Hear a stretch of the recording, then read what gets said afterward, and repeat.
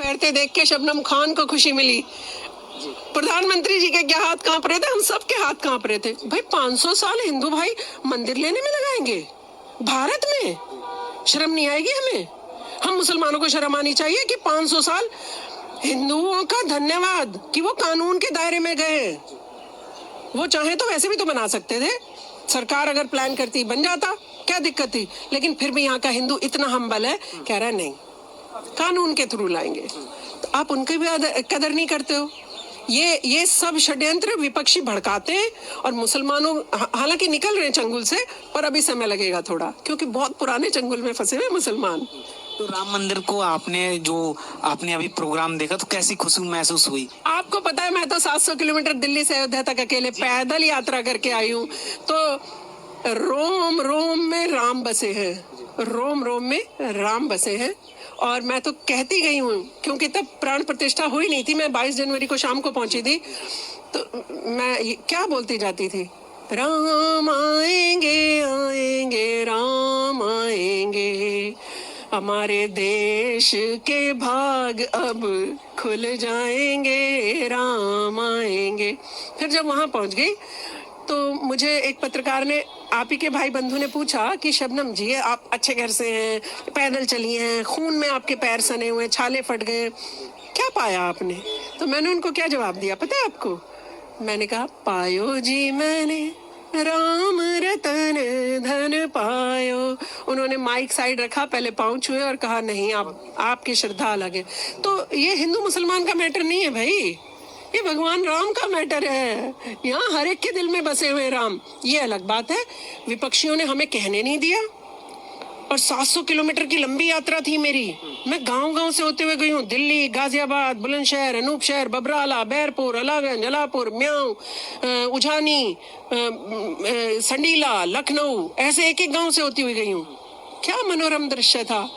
किसका मन ना खुशी से भर जाए, हिंदू हो या मुसलमान हो, सिख हो या ईसाई हो। अगर कोई मुसलमान इस तरीके की टिप्पणी करता है या कोई विपक्षी उसे भड़काता है कि देखो राम मंदिर पे पताका फहर गई, प्राउड करना चाहिए मुसलमान को भी।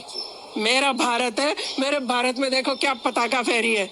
अरे 90 आप एक बात बताइए, हम कहते हैं बाई चॉइस रुक गए मुसलमान। हाँ बाई चॉइस रुके होंगे, कोई बात नहीं, तो भारतीय हो जाओ ना फिर। जब आपकी चॉइस भारत था तो फिर भारतीय ही हो जाओ।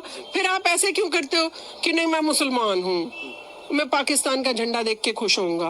लानत है उस आदमी के ऊपर जो पाकिस्तान का झंडा देख के खुश हो। मेरा भारत का झंडा दिखाई देता है लहराता हुआ, पूरे शरीर में सिहरन और वंदे मातरम भारत माता की अपने आप होने लगती है। मतलब आपको मुंह से निकले ना निकले। यहाँ पर अभी भी देख रहे हैं मेरा चेहरा कैसे बदल गया झंडे का नाम सुन के। तो वो कौन आदमी है जो झंडा देख के चिढ़ रहा है? वो कौन आदमी है? इन सब पे अंकुश नहीं लगना चाहिए। तो ऐसा यार उन्हीं लोगों पे अंकुश लगाने की एक कड़ी है, बड़ी कड़ी है। देखिए, ना मैं भारतीय जनता पार्टी की सदस्य हूँ, ना मैं किसी और पार्टी की सदस्य हूँ। मैं देश को समझती हूँ। मैं समझती हूँ कि भारत का विकसित होना बेहद जरूरी है, और भारत का विकास अगर प्रधानमंत्री श्री नरेंद्र मोदी जी के हाथ में, तो हम सबको नरेंद्र मोदी जी के साथ खड़े होना चाहिए। ये सब भड़काने वाले लोग ये तो चाहते नेपाल बना दो, ये तो चाहते बांग्लादेश बना दो, ये तो चाहते इस तरीके की हरकतें करो ताकि जनता हतोत्साहित होकर कुछ ऐसी चीजें करे जिससे ब्लेम गेम शुरू हो जाए। इनकी बातों में नहीं आना। आपके माध्यम से जनता को संदेश दे रही हूँ, ये कोई सी भी रैली करें सिर्फ कांग्रेसी और ये चिंटू बंटू ही आएंगे। भारत की जनता में से आप किसी को भी नहीं देखेंगे। हमारा भारत है सबसे ऊपर, जैसे हमारी पताका है, भगवा पताका सबसे ऊपर, जैसे हमारा देश का झंडा है सबसे ऊपर, ऐसे ही भारत है अब सबसे ऊपर। कहना नहीं चाहती थी, पर आपने भारत का नाम ले दिया कि कहाँ है, तो फिर बताना पड़ेगा।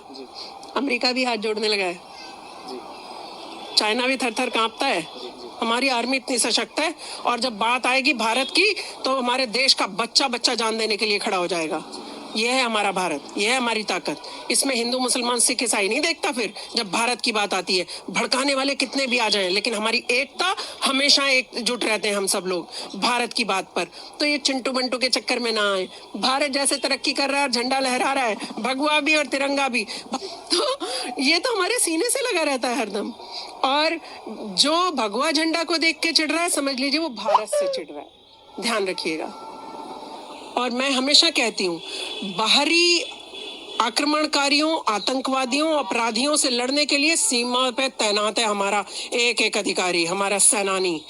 अंदरूनी के लिए हम सबको जागरूक रहना होगा। कोई रैली की बातें करे, कोई देश में भड़काने की बातें करे, कोई देश को अराजकता फैलाने की बातें करे, जवाब दीजिए, नहीं है तुम्हारे साथ। भारत माता की जय।